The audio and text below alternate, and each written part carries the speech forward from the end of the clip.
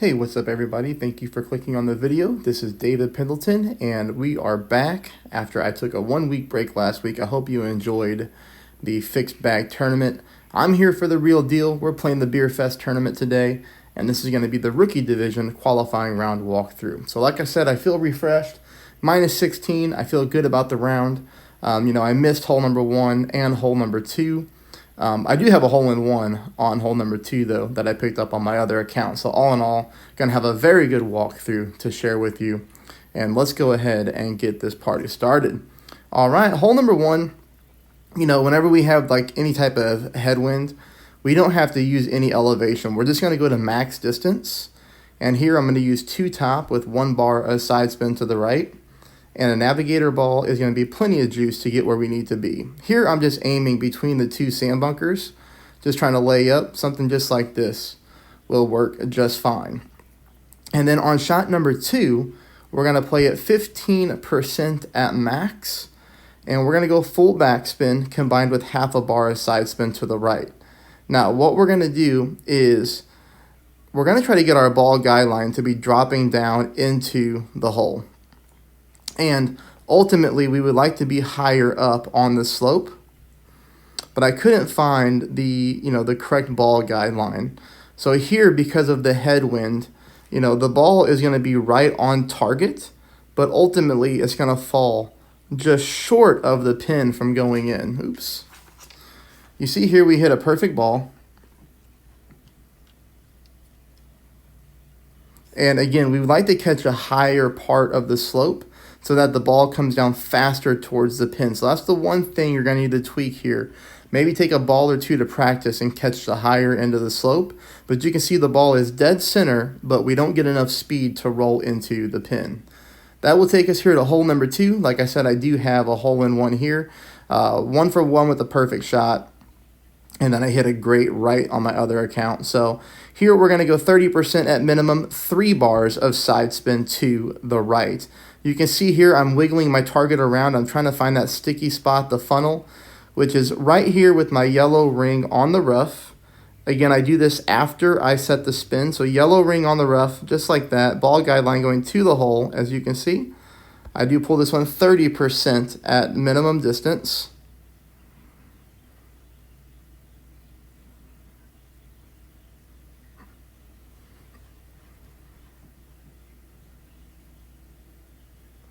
Perfect ball. And this one does find its way home. So that's a good shot. You do have a funnel there. You can see here the ball slopes nicely, touches the pin, and drops in for that hole-in-one.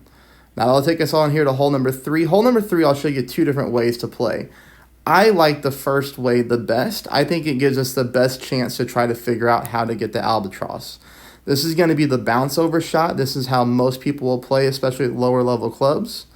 And this is probably, how we'll end up playing in headwind as well. But here we do have tailwind. But I'm going to show you this way. And what we do is we take our extra mile and we pack our guardian. I was trying to think of the club.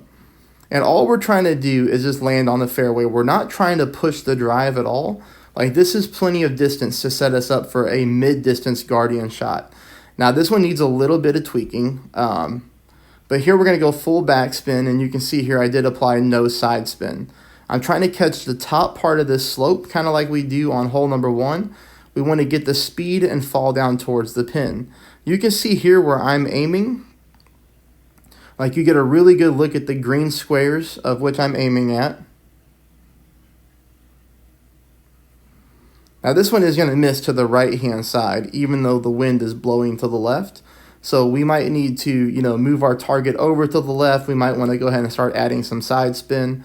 But for me, this shot is more consistent to try to figure out how to find the alba. You see we miss it by about 1.5 green squares to the right. So like I said, it needs a little bit of tweaking.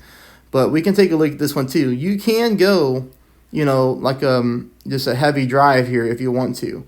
In which we go full top again, 2 bars of side spin to the right. Now, the thing that I don't like about doing this is on shot number 2, you typically have to take a max backspin approach. And to me, that's not a consistent shot. It gets you really close every single time, as you're going to see. But here, we slam the ball up the fairway. We are trying to get a lot of yards, which we do. And this thing rolls in nicely, leaving us for shot number 2. Like I said here, it's going to be a max backspin approach. I went ahead and played it at mid.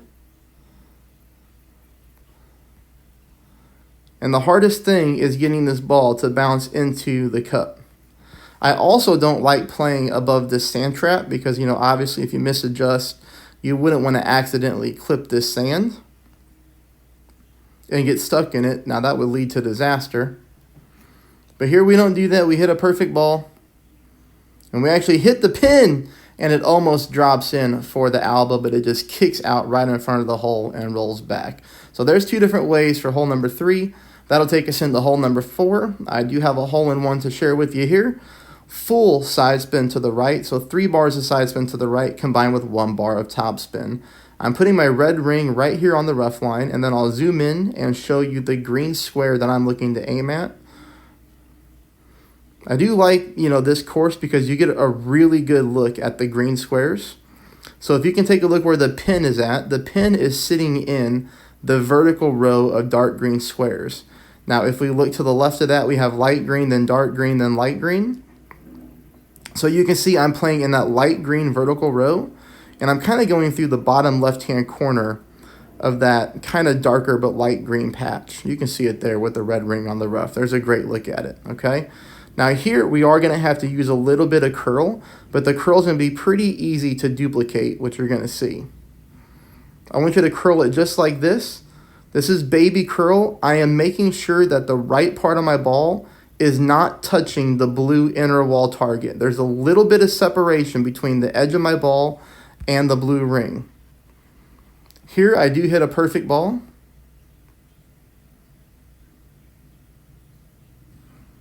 And this thing falls in very nicely for a hole-in-one.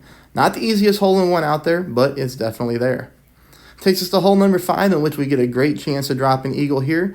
We're going to go 6 bars of top spin combined with 2 bars of side spin to the right.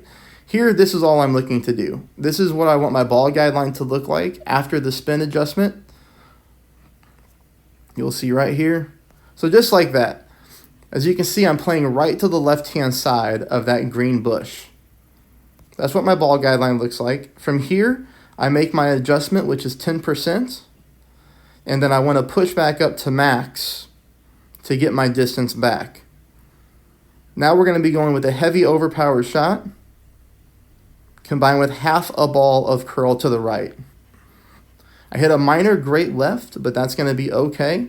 You're going to see here that we bounce from fairway and we roll down through the rough and land onto the bottom of the fairway here, leaving us for a great little chip-in shot to drop our eagle. This is going to be just a full top spin shot. Don't need to pull elevation, just a little slight offset to the left-hand side of the cup like that. I even hit a great ball to the left, and it's still okay. Ball drops in for a nice little eagle there on hole number 5. That'll take us into our next par 5, which is going to be hole number 6, 10% at max. 6 bars at top combined with 2 bars of side spin to the right. Obviously, if you have extra mile 7 or less, you're going 4.5 top. Good part is you have a lot of fairway to work with here. If you have lower level extra miles, you'll probably want to push back up to max. You can see here I'm using a little bit more than half a ball of overpower, and I hit a very bad great shot to the right. But look, we have so much fairway to work with. I got away with it. It was no problem. But like I said, lower level extra miles, you're going to want to push back up to max to get some of your distance back. That'll lead us to shot number 2. I played this one 0%. We probably really need to play at negative elevation. Now, you need to check your own distance of your club. You can see for me, I'm right here around the minimum distance. Make sure you check where you're at. But I'm going to go 1 bar a side spin to the left, combined with some top spin to get my ball through the hole. For me, it was about 2.5 top, 1 left. Now, again, I pulled this one 0% at minimum, which is only going to be 2.8 rings here, as you're going to see. So 2.8 and 3.5 wind is very low. And I still miss this one to the right-hand side. That's why I say we should probably play this one negative elevation, because we need to pull even less rings. So I would probably go minus 10% there. Again, check the distance of your club, and you should be very close to an albatross there on hole number 6. Hole number 7 gives us a great chance for a hole-in-one, as we can play the funnel on the back of the hole. I do pick up the hole-in-one here. So about 1.5 back, maybe like 1.3 back, combined with 3 bars of side spin to the right. Here I'm putting my red ring at the bottom of the rough line, and I'm looking for a specific landing spot, which you're going to see here again. So as you can see, the end of my ball guide line is basically going through the middle of that dark green square up there, which is 2 vertical dark green squares to the left of the pin. Okay, so that's the road that I'm playing in, as you can see right there. Again, this is going to be a curl shot. The curl is always hard to duplicate. But here I pull this one 15% at max. And then take a look at the curl. Hit a perfect ball. And we do catch the back slope here, which funnels us back towards the pin. This is not the easiest hole-in-one just because of the, the curl that we have to do. But there is a nice little slope back there that can get us close. So hopefully we can pick this up in the final round, and I hope I don't just waste all my hole-in-ones here in qualifying. Okay, on this hole here, on rookie, this one is harder to drive than it is on pro. Because, especially in headwind. In headwind, we have to go with a marlin. And you want to make sure that you add your spin once your big topper is selected. Because on this hole, it's going to start you off with your wood club. So if you're playing with a sniper and you set your spins first, you're not going to maximize the full top spin. That's a mistake that I know a lot of people have made in the past. So make sure you get to your big topper, then set your spin at full top with half a bar of side spin to the left, okay? Now, the thing that I don't like about this on rookie is you're not going to be able to pull your rings. You're going to get caught in between clubs, which is why we're using a power 0 ball. But you want to take a look at the end of my ball guide line. Notice how I make sure that I'm clipping the rough and then rolling out onto the fairway. That's important because if you put too much of your ball guide line on the fairway, you're going to roll fast probably into the sand unless you get lucky and you stop in the back part of the green. Okay, now here, like I said, you want to pull, but you're going to get caught in between clubs just like that. So the only thing that we can do here is underpower our shot just a little bit. We hit a perfect ball, which is going to be very important. We go through the trees, we clip the rough, and we roll down onto the fairway. This is a nice drive. This is what we're looking to do, and that's going to leave us for a chip-in shot here for the eagle. Same thing. We just go full top spin, put the ball guide line to the hole, a little bit of offset to the left, perfect ball, and we drop that eagle. All right, so we're cooking with gas, and now we're going to hole number 9. This is going to be it for rookie.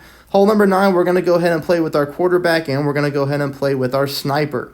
If you don't have a high-level sniper like a 9 or 10, I want you to use your guardian. We're also going to back our target up here to make sure we don't roll into the top part of the rough. So for me, I think the quarterback starts at the plus 15 or plus 16 with the P3 ball, I forget. But I'm backing it all the way up to the plus 6 yard mark with my red ring on the rough, with 1 bar of backspin combined with 3 bars of side spin to the left. Here I do go ahead and pull it 10% at max. I do take a normal shot with no curl. Just like this. We hit that perfect ball, and we come in nicely onto the fairway. Leaves us for shot number 2, in which we're going to play with top spin and left spin. And what we're looking to do is, again, catch the top part of that green and roll back towards the pin. You'll see I kind of move around here.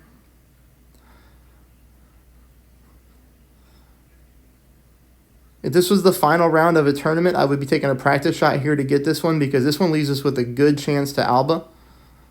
The wind here is also very, very low. I mean, 1.9 miles an hour on my drive and on my second shot. That gives us a great chance to be accurate as well. But unfortunately, I just hit a great ball to the left. Didn't hit many great balls in this tournament. And unfortunately, I hit one here. But you can see, we're just trying to catch the back end of the slope and then roll down towards the pin. Great ball to the left, misses to the left. Hey, that's it for rookie, everybody. I'll work on pro today as well. I hope you have a great day, and I'm excited to be back. Thanks, everybody.